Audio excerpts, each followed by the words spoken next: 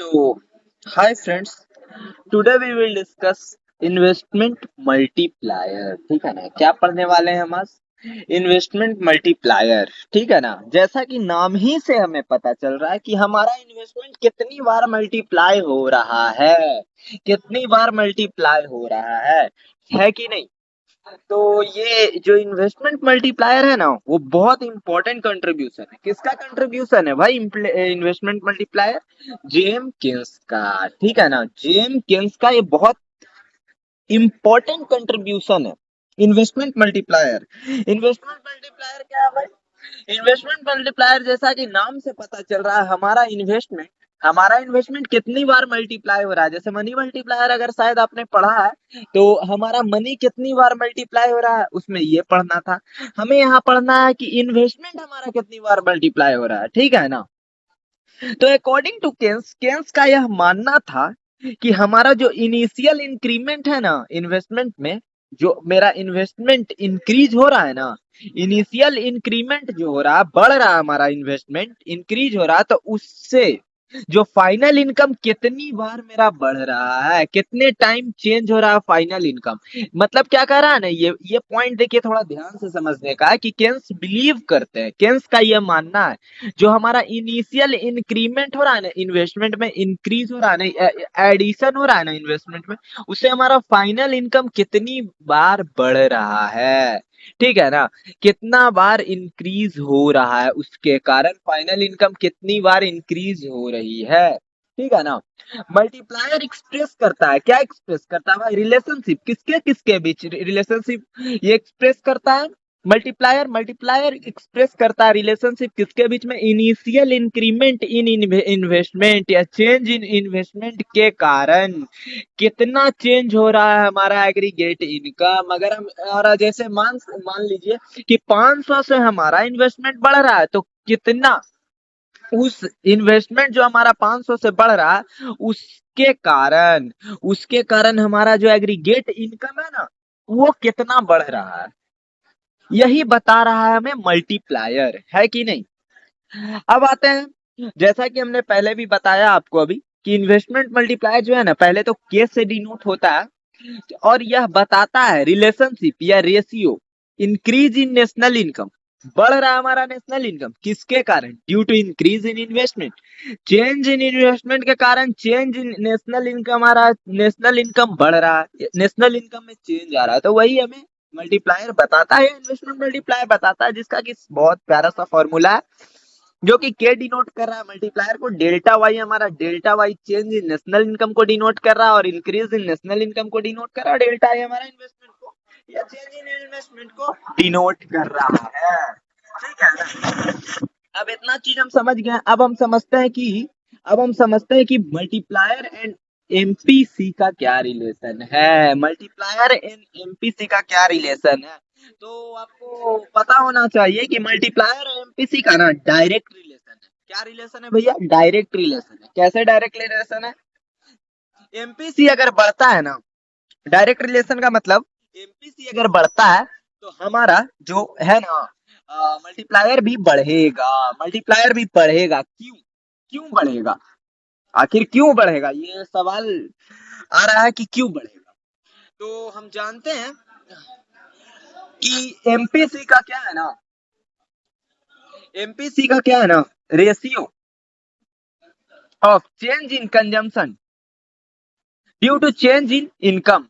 ठीक है ना, इसे ही एमपीसी कहते हैं। ठीक है, तो हमारा जो कंजम्पशन है ना, किसी और का इनकम है।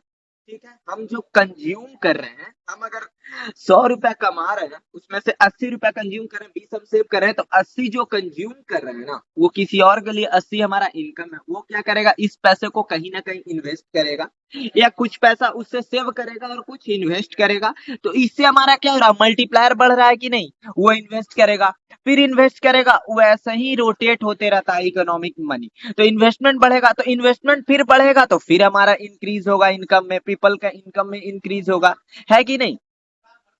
और यहाँ पे ना लोग, इस केस में एमपीसी ज्यादा रहेगा, हाई रहेगा, क्योंकि पीपल स्पेंड कर रहे हैं लार्ज पोर्शन, लार्ज पोर्शन, अपने इनकम के लार्ज पोर्शन को इन कंज्यूम कर रहे हैं, ठीक है ना। तो वैसे में मल्टीप्लायर का वैल्यू भी ज्यादा होगा, ठीक है। और लेकिन एक चीज और, जैसा कि डायरेक्ट रिलेशन है एमपीसी से हमारा मल्टीप्लायर का, तो एमपीसी जैसा ही घटेगा तो हमारा इन्वेस्टमेंट मल्टीप्लायर भी घट जाएगा, है कि नहीं। क्योंकि डायरेक्ट रिलेशन है, उस समय पीपल सेव करने में ज्यादा ध्यान देंगे, तो इकोनॉमिक में पैसा तो आएगा नहीं, पैसा आएगा नहीं तो इन्वेस्ट नहीं होगा, है कि नहीं, सीधी सी बात है। अब हम थोड़ा सा डिस्कस तो कर लिए हैं मल्टीप्लायर और एमपीसी का क्या रिलेशन है थ्रू डिफिनेशन। अब हम थोड़ा न्यूमेरिकल आते हैं, ठीक है ना। क्या आते हैं भाई, न्यूमेरिकल आते हैं। देखिए, जैसा कि हम जानते हैं हमारा इक्यू लेवल, इक्विलिब्रियम लेवल जो है नेशनल इनकम का, वो सम टोटल है कंजम्पशन एंड इन्वेस्टमेंट के। या हम जान रहे हैं कि एस जो एग्रीगेट सप्लाई है इक्वल टू किसके है, एग्रीगेट डिमांड के, ठीक है ना। एग्रीगेट सप्लाई किसके इक्वल है, एग्रीगेट डिमांड के, ठीक है। हम एक बार और बोल रहे हैं, एग्रीगेट सप्लाई किसके इक्वल है, एग्रीगेट डिमांड के। तो एग्रीगेट सप्लाई इक्वल किसके है भाई, इनकम के। एंड एग्रीगेट डिमांड किसके इक्वल है, सी प्लस आई के। तो हम ये लिख सकते हैं ना कि y equal to C plus I. Similarly उसी तरह यहाँ पे यह भी लिखा जा सकता है कि delta y equal to delta C plus delta I. Delta change को डिनोट कर रहा है, चेंज इन नेशनल इनकम, ठीक है, change in consumption expenditure plus change in investment. Okay, now we divide both side by delta y by delta, ताकि हमें एक equation मिल सके। क्या इक्वेशन मिल सकेगा, देखिए डेल्टा वाई को डिवाइड करेंगे डेल्टा वाई से तो हमारा 1 आ गया। Delta C by delta Y प्यारा सा फॉर्मूला था भाई, अगर पहले का आपने मेरा लेक्चर देखा हुआ तो वो एमपीसी का फॉर्मूला था, तो उसके इक्वल टू हम एमपीसी लिख दिए। और delta I divide by delta Y को अगर गौर से देखा जाए ना, तो कुछ समय पहले ही मैं बताया हूं कि delta Y by delta I equal to K होता है। तो उसको अगर उलट के लिखिएगा ना तो 1/k लिखाएगा, और एक इक्वेशन मिलेगा, ये क्या हमारा ऊपर चला जाएगा, हमारा 1 माइनस ये एमपीसी जो है नीचे आ जाएगा, एंड ऊपर 1 रहेगा, ठीक है ना। अगर आप मैथमेटिकल टर्म जिसका थोड़ा मैथ स्ट्रांग है उसको समझ आ जाएगा कि k equal to 1 divide by 1 minus MPC क्यों हुआ है, ठीक है ना। अब अब हम जानते हैं कि k equal to 1 divide by 1 minus MPC मेरा इक्वेशन आया है। तो 1 माइनस एमपीसी क्या होता है भाई, हम अगर पहला देखे होंगे तो 1 minus MPC equal to MPS होता है। तो हम लिख सकते हैं ना अब कि k equal to 1 divide by MPS, है कि नहीं।